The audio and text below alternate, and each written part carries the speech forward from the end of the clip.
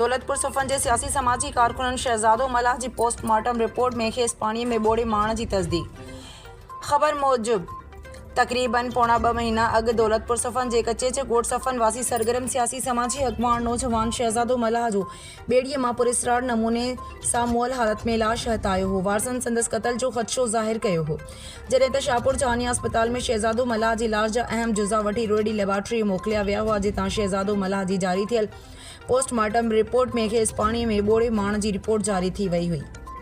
शहजादो मलाह जी रोहिड़ीअ मां जारी थियल हितमी पोस्टमार्टम रिपोर्ट हासिल करे वरिती। उन सिलसिले में राब्तो करण ते मक़तूल शहजादो मलाह जी लाश जो